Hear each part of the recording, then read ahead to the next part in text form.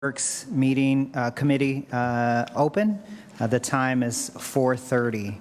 We're starting with 2025-244, a resolution granting design preparations for Copley Township's Copley Ditch, County Ditch Number 38, petition drainage improvement project pursuant to Section 6131.12 of the Ohio Revised Code and declaring an emergency.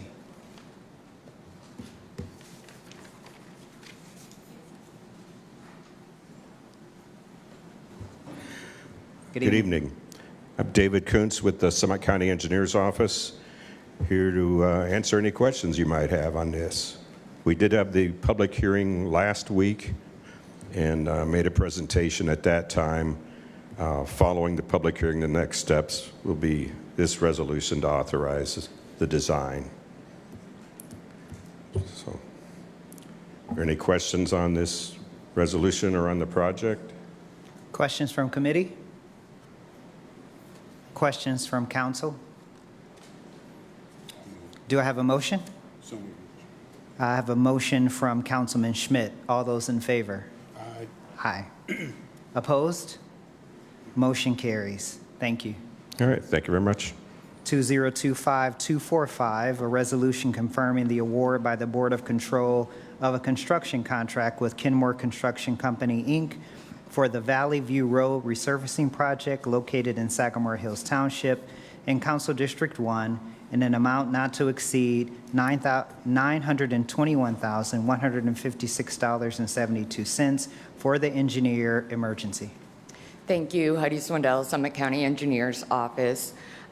This is a road improvement project. We're going to widen the shoulders and then completely resurface this section of Valley View Road.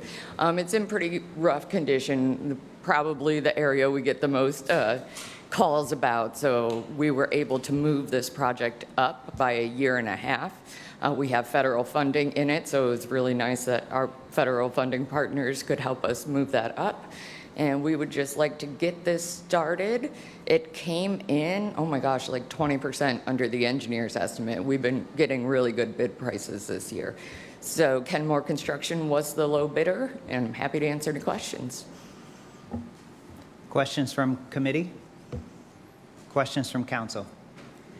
Rita? Oh, I'm sorry. Councilwoman Darrow. Yep, that's Your mic isn't on. the Eaton Estates. Yep. Any other questions? So moved. I have a motion from Councilwoman Hyam. All those in favor? Aye. Opposed? Motion carries. Thank you. 2025-246, a resolution authorizing the executive to apply for and execute a loan agreement with the Water Pollution Control Loan Fund for an additional amount of $1 million for a total amount not to exceed $8 million to fund Project Q183 Pump Station Number 6 replacement located in the cities of Hudson and Stowe and Council District 3 for the Executive's Department of Sanitary Sewer Services and declaring an emergency. Thank you, Michael Vinay, Department of Sanitary Sewer Services. 246 and Piece 247 sort of run together here. We bid this project, and it's actually two pump stations. A while ago, it came in with a single bid, Kenmore Construction. It was 14% over the engineer's estimate, and this is a specialty project that we believe supply chain and available workers is creating the issue there. We do not want to do a new estimate because we believe it would actually come in higher since we had a single bid only. So we're asking to adjust the loan to cover for that overage in the estimate, and then the next piece will actually authorize entering into contract with Kenmore. Happy to answer any questions. Are there any questions from committee? Any questions from council members? May I have a motion? A motion from Councilman Lacotte. All those in favor? Aye. Opposed? Motion carries. 2025-247, a resolution confirming the award by the Board of Control of a construction contract with Kenmore Construction Co., Inc. for project Q183 Pump Station Number 6 replacement located in the cities of Hudson and Stowe in Council District 3 in an amount not to exceed $6,761,800 for the Executive's Department of Sanitary Sewer Services and declaring an emergency. Thank you. And again, this is just the piece authorizing the contract with Kenmore Construction. Any questions from council? Any questions from committee members? May I have a motion? A motion from Councilman Lacotte. All those in favor? Aye. Opposed? Motion carries. Thank you. Thank you. 2025-248, a resolution declaring the week of October 1st through the 7th, 2025 as Stormwater Awareness Week in Summit County, recognizing the effects of stormwater runoff on the infrastructure and environment for the executive and declaring an emergency. Thank you. Heidi Swindell, Summit County Engineers Office. I'm here to speak in support of the resolution honoring Stormwater Awareness Week.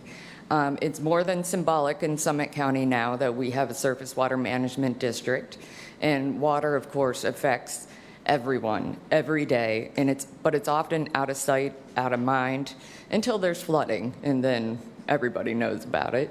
But Stormwater Awareness Week reminds us that of something more important. Water is not just a liability, it can be an asset in our community. As Summit County continues to grow and develop, we must adapt to ever-changing threats to water quality, public health, and infrastructure. Declaring Stormwater Awareness Week gives us a chance to educate and engage residents, businesses, and organizations. When people understand the causes and consequences of stormwater runoff, they become part of the solution, whether that's maintaining clear storm drains, choosing native plants, or advocating for responsible development. By recognizing Stormwater Awareness Week, we affirm our shared vision for a healthier, safer, and more sustainable Summit County for all who live, work, and play here. And thank you for your continued leadership and support of surface water management. Any questions from committee members? Any questions from council? May I have a motion?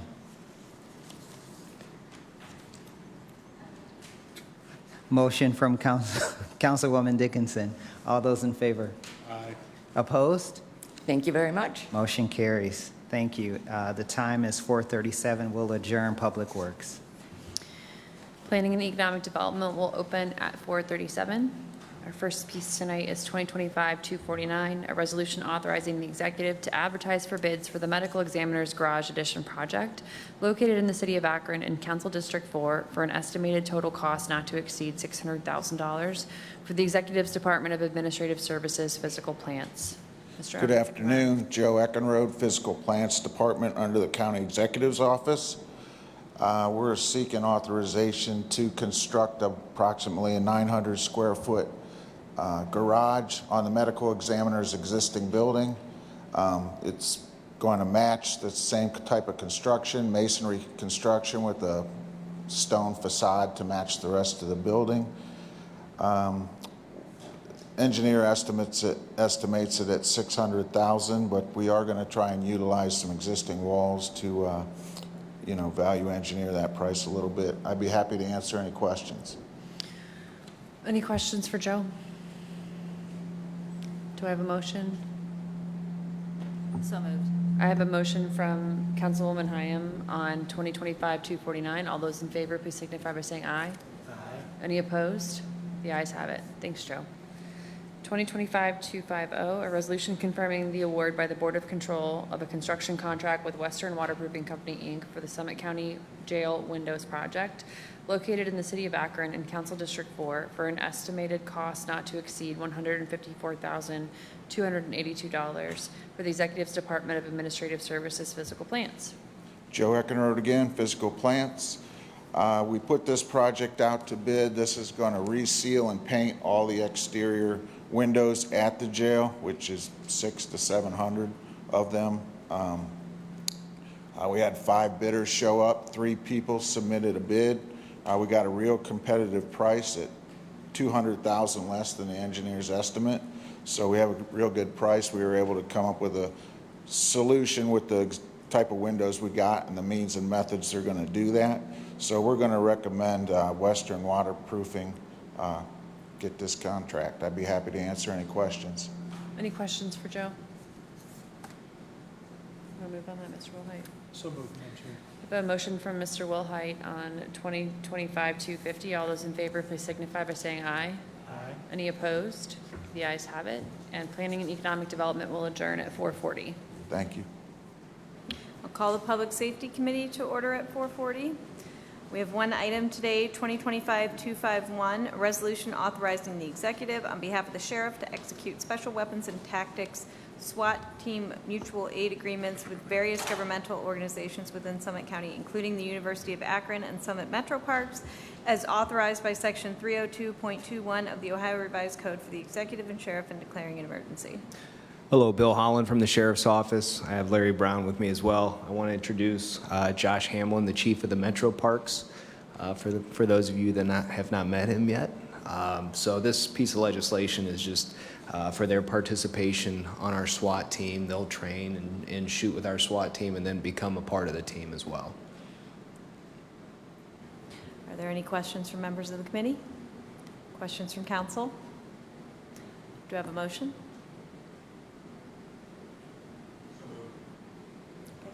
I have a motion from Councilwoman McKenney. All those in favor, please signify by saying aye. Abstain.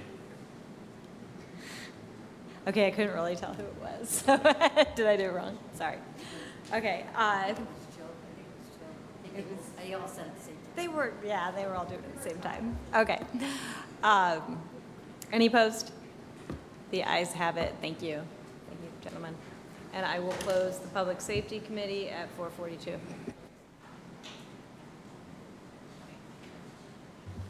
I will open Health and Human Services at 4:42. Before I do the first item with Metro here in the room, I wanted to share with everybody, I don't know if all of you know this or not, but the fall hiking spree is underway right now, and we learned over the weekend it is the longest running event of its kind in the country, not just Summit County or the state, but in the country. So Metro, you guys are doing a great job. Thanks so much. First item, 2025-252, a resolution confirming the award by the Board of Control of a renewal, third and final, of a purchase contract with Nesco Resources LLC, also known as Kalos Resources LLC, for payroll services for the period of 10/1/25 through 9/30/26 for various youth and adult employment programs, including summer youth and year-round programs, in an amount not to exceed $2,900,000 for the Executive's Department of Family Services. You're up. Good evening, Tom Jalbert, Executive Department of Job and Family Services. As was stated, this is the third and final renewal of our agreement with Nesco, which is our third-party payroll vendor for our subsidized youth employment programs and incentive programs that we run through our TANF CCMEP and Benefit Bridge programs. Like I said, this is the final renewal, and next year we'll go back out for another bid. Tom, does this get rebid later this year or going into the first part of next year? If it's a third It'll and be final? going into the first part of next year. It'll be after the first of the year. Okay, great. Any questions, members of the committee? Thank you, Mr. Chairman. What is the youngest age or lowest grade that is eligible to participate? Sorry. So for our CCMEP program, it's ages you start at 14. 14 to 24 is the program. We generally only serve 16s. We don't do a lot of 14s anymore, but you're in school if you're still 14 to 16. But I'd say most of them are 16 to 20. Okay, thank you. Yep. Any other questions from members of the committee? Members of council? Hearing none. All those in favor? Opposed? The ayes have it. Thanks, Tom. Next item is 2025-253, a resolution confirming the award of the Board of Control of professional service contracts and authorizing the executive to disperse funds, including those that exceed an aggregate of $75,000, to all non-emergency medical transportation providers operating under contract with the Executive's Department of Job and Family Services in federal fiscal year 2026 for the period of 10/1/25 through 9/30/26, with two options to renew for additional one-year terms in an estimated total not to exceed $7 million for the Executive's Department of Job and Family Services, and declaring an emergency. This is the aggregate legislation for the 9 vendors that were recently chosen in our RFB that was just closed a few weeks ago. We are expanding from our current 5 because this is a service that continues to grow every year. And as you know, just as if make sure everybody knows, the program is for providing transportation for our Medicaid-eligible clients to non-emergency Medicaid or non-emergency medical appointments, doctor's visits, pharmacy trips, that sort of thing. We've seen a huge increase in the last couple of years. I think it's 15% in the last 2 years. It's increased every year. So, and this funding is entirely state and federal pass-through. I came through a few weeks ago and asked for an increase to the current year, and we're starting this new year at the same higher rate. Any questions? Mr. Hocott? Tom, can you just talk a little bit about, I realize we have tens of thousands of trips every year. Can you talk about how we account for those? So, you know, if we're being charged for 1,000 trips, that we know that we're given 1,000 trips, or the vendors are given 1,000 trips, and then maybe also speak a little bit about quality. So, I mean, we don't have elderly people waiting outside of, you know, facilities and things like that. Thank you. Absolutely. So this service, the eligibility is maintained by Job and Family Services. We work with our broker, which is the next item on legislation. And the broker decides who gets the trip. It's usually just an order of the next available vendor. And each provider invoices us on a monthly basis with detailed invoicing for each individual client. We sample every invoice for eligibility for that person, not only their eligibility for Medicaid, but whether they went to we check the addresses, make sure it's an actual medical appointment, and it seems legitimate. Does that make sense? Okay. Yep. Any other questions from members of the committee? Members of the council? All those in favor? Opposed? Mr. Wilhite, we need a motion, sir. Pardon me? We Oh, I'm need a sorry. motion, sir. May I have a motion on 2025? Thank you. Bethany McKinney, motion. Thank you. All those in favor? Opposed? The ayes have it. Okay, next up and final is 2025-254, a resolution confirming the award by the Board of Control of a purchase contract with the Metro Regional Transit Authority to provide non-emergency medical transportation broker services for a one-year term from 10/1/25 through 9/30/26 in an amount not to exceed $500,000 for the Executive's Department of Job and Family Services and declaring an emergency. As I mentioned, Metro has been chosen to continue providing net broker services for us, which they've done an excellent job for the last 6 years. The administrative burden of scheduling over 120,000 rides every year, checking car and driver licensure, and all the administrative legwork, the administrative burden is very high on that. And since we've gone to that model, we've seen a much more efficient program, not just for us at JFS, but for the client as well. Everybody really seems to like this model. It's only used by a few counties in Ohio, but it's been very successful for us. Great. Any questions from members of the committee? What are the alternative models? Directly administered by the JFS. So it's something that we used to do.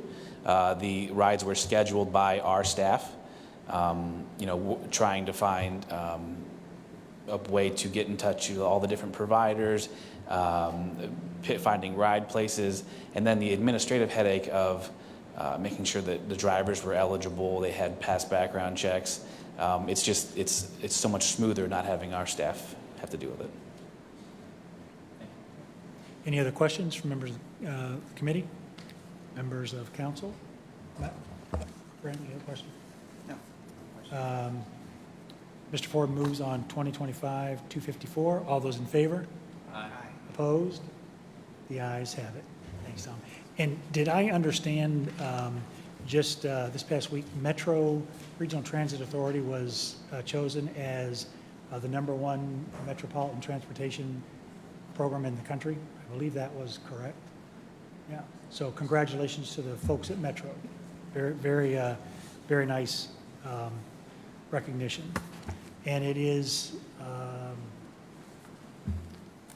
440, now 450, because I wasted a second. I'll close Health and Human Services. Thank you.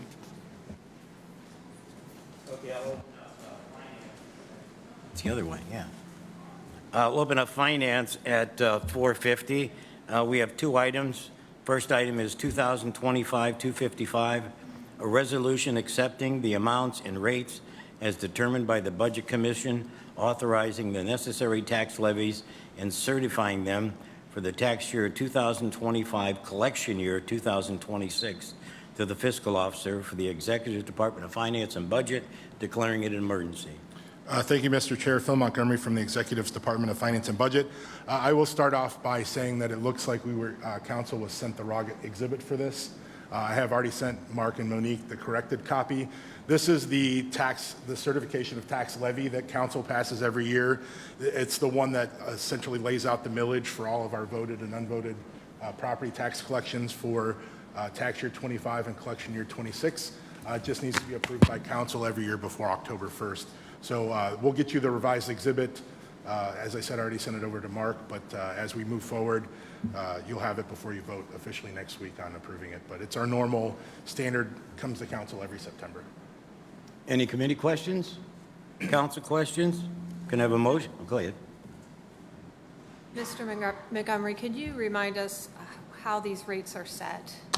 So this is the certification of the levy, so it includes our inside millage, which is the part that's been a topic of conversation of late. And that includes 1.75 mils that goes to the general fund and 0.45 mils that goes to the debt service repayment. It also includes the voted levies, so DD, CSB, ADM, and the zoo. And I will point out that this version that will be in front of council, does include the reduction factor for DD to take it down to the 3.59 mils, which we corrected for this year. So that is included on this exhibit. So again, the two pieces to the general fund are inside millage, and the rest are the voted millages for our health and human services levies. Any council questions? Can I have a motion? Mr. Wilhite moves on 2025-255. All in favor? Aye. Opposed? Motion carries. Last item is 2025-256, a resolution confirming the award by the Board of Control of a change order number 4 to a purchase contract with Brinks, Inc. as best practical source to provide countywide armored car services for a period of 1/1/25 to 6/30/26, or until an alternative solution is implemented in an amount not to exceed $141,000 for a cumulative increase of 606%, for a total amount not to exceed $353,000 for the Executive Department of Budget and Finance, declaring an emergency. Thank you, Mr. Chair. Phil Montgomery again from the Executive's Office, the Department of Finance and Budget. We've brought this to council a couple of times now. This is the change order or renewal of sorts with Brinks.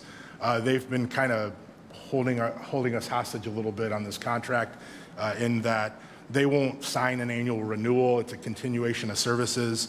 And we have put this out to bid several times with Brinks being the only respondent.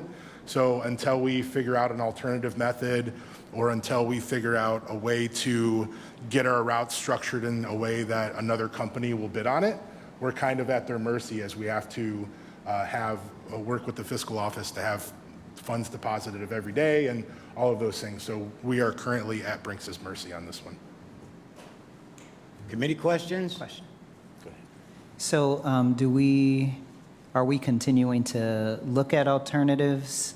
And does the contract provide for our ability to be able to exit in the event that we do find an alternative? Yes, we have the ability to get out. Quite honestly, I think they would like for us to get out, which is why they just keep upping the fee, because I think they're trying to get us to leave. But our thought has been, because of the daily pickups and the disbursement of the routes, it's a little harder to get some of the other companies to bid on it. So we're working with the clerk of courts and the fiscal office to see what we can do. We've reached out to some other counties to see what they do, and some of them use their sheriff to drive somebody around and pick up the cash. And that's obviously not going to work for us because we're already short-staffed, and the cost of that isn't as economic either. So we continue to evaluate it. We're going to put it out for RFP again, but I don't know that there's a benefit to put it out until we can maybe streamline some of the routes. So we continue to work on it. Any other questions? Motion? So moved. Mr. Brandon moves on 2025-256. All in favor? Aye. Opposed? Motion carries, and I'll close finance out at 4:55. I'm going to open up Committee of the Whole at 4:55. We have two items tonight. 2025257, a resolution declaring October 6, 2025 as North American First Peoples Day in Summit County, honoring the history and culture of Native Americans, acknowledging the efforts to preserve this history in the United States, in the state of Ohio, and in Summit County, and encouraging residents to join in the acknowledgement for the executive in declaring an emergency. I'm not sure if there's, oh, here we go. Welcome, sir. Good afternoon. My name is Sam Chestnut. I'm head of the Lippman School, and we've been a part of a long-term 14-year partnership with the Northern Cheyenne Nation, originally out of this Great Lakes region. They are Algonquin speakers. They now reside on a reservation in southeastern Montana outside of Billings. And for the past 12 years or so, we've been walking on the Portage Path together, and preceding the creation of North American First Peoples Day here locally, which we appreciate this council passing year after year. And it was some of the attention we brought to the history of the First Peoples of the Native Americans in this country and this region that brought to light this interest in having a day to recognize the historical and current contributions of Native Americans in this region. Okay, thank you. Do we have any questions? Mr. Wilhite? Is the school still doing the trips out to the reservation to do work? And is that on an annual basis or every other year? How's that still working? Yeah, the school, our Lippman School students, our middle school students, 7th and 8th graders, go to the Northern Cheyenne Reservation in the spring. Every other year, Northern Cheyenne students and tribal educators come here each fall. And I'd invite you all to walk on the Portage Path with us on October 5th at 1:30 in the Highland Square area, starting there at Portage Path Elementary. Yeah, so we've been going out to the reservation also for over a decade. It's quite a powerful experience, and I've taken adult groups also. So anybody who wants to have a wonderful experience learning firsthand about what Native Americans' experiences are on reservation and as reservation life today, you can reach out to me and be happy to show you around there. Great. Could you get that date to the council staff so we're all aware of that date? Yeah, October 5th, 1:30, Sunday, just across the street from Portage Path Community Learning Center is where we start the walk. We end at the Summit County Historical Society at the John Brown House. So. Very cool. And one other question.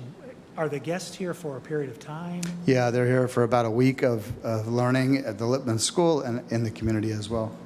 If we could, if there's an opportunity, we would love to have them down here as a guest so that council members who may not be able to make the October 5th event, we get a chance to welcome them. Yeah, if you send me an invite to come on on the day itself, Monday, October 6th, we could probably have somebody here to address the council. It'd be great to hear from them. Thank you. Thank you. Mr. Chestnut, do you want people to come a little early to get ready for the walk by 1:30? Yeah, it'd be good to be there about 1:15 to find some parking and congregate there. Okay, thank you. I appreciate it. Yeah, thank you. Okay, thank you, sir. Do I have a motion? I have a motion on 2025257 by Mr. Wilhite. All in favor? Aye. Any opposed? Motion carries. Thank you, sir. Next, we have 2025258, a resolution declaring the month of October 2025 as National Arts and Humanities Month in Summit County for executive and declaring an emergency. Welcome. Hi, everyone. Nicole Mullett with Arts Now. I know that I typically bore you for long periods of time. I'm not going to do that today because I brought with me an artist who's able to speak personally about the impact of arts and culture, but I would not be me if I didn't give you a little bit of information. So I think increasingly since the pandemic, people are able to work from home and they are choosing their place before they are choosing their job. 53% of businesses report that arts partnerships directly support innovation and problem solving for their employees internally, but it's also helping to drive the community attachment for their employees, so they're picking their place based on what's accessible to them. As you know, I am enormously proud of the arts and culture sector that we have in Summit County. You have something very unique in terms of an excellent arts sector and really amazing natural resources. And the quality of life is something that we can promote nationally and that we have been doing. So thank you for all of your support for arts and culture over the years, and thank you for considering, once again, dedicating October as Arts and Humanities Month. And now someone vastly more interesting, the very lovely and talented Francine Parr. Hi, everyone. How are you guys today? My name is Francine Parr, and I'm with the Akron Civic Theater. I serve as the artistic director for the Millennial Theater Project, the Arts Inclusion Incubator, and the Akron All City Musical. So I touch a lot of generations and a lot of people with what we do. I've lived in Summit County my entire life, and I can honestly say the arts here have shaped every piece of who I am. From the time I was a kid to the programming I had access to, whether through school, community events, or local theaters, it made me feel like the arts were something I belonged to and not something too far away or reserved for just a select few people. That exposure is what led me to choose the life I live now, which is working as a full-time artist, a theater artist. And it's not an easy path. It takes resilience, sacrifice, and a whole lot of love, but it's deeply rewarding. And it's only possible because I grew up in a county that supports creativity and creates spaces that values that for young people to encounter. That's why recognizing October as Arts and Humanities Month matters so much. It sends a message to all artists, not just the ones who have made it, but the ones who are marginalized and striving to make it, to feel represented and seen and valued. And it tells them that their work is not invisible and that the city that they live in and the county that they live in values their work, and it makes their county more vibrant. For me personally, to know that my hometown and county stands behind the truth, behind that truth would mean the world. And for the next generation of kids growing up here, and for elderly people who want to get back involved in the arts, that means everything. And that spark tells them that you belong and your art matters. So thank you. Do we have any questions? I want to thank you. Thank you. Thank you. Oh, yes. It's, yes, on both, I think on both, we'll just do county, council as a whole, correct? Everyone, it's okay with that? Is there any further questions? May I have a motion? Motion by Christine Heim on 2025-258. All in favor? Aye. Any opposed? Motion carries. Thank you. Thank you, thank you. Tonight, I'm going to request, before we adjourn, the council as, committee as a whole ends at 5:03. And before we adjourn, I am going to ask for a motion to go into executive session. So moved. Christine, all in favor? Oh, roll call. Mr. Schmidt? Ms. Hyam? Mr. Donofrio? Yes. Mr. Cajun? Yes. Ms. Sorry, say the purpose of the... Oh, yes, the purpose, I didn't get that far. The purpose of going into executive session is to discuss fairground security. I'll go ahead and start at the top, please. Mr. Schmidt? Ms. Hyam? Mr. Donofrio? Mr. Cajun? Ms. Dickinson? Yes. Mr. Ford? Mr. Wilhite? Ms. Darrow? Yes. Mr. Lacotte? Yes. Ms. McKinney? Ms. Walters? Oh, at this time, I will need the audience to please leave the chambers. I need the cameras off and doors closed at this time. Thank you. She actually took me from this. President Darrow, I would ask that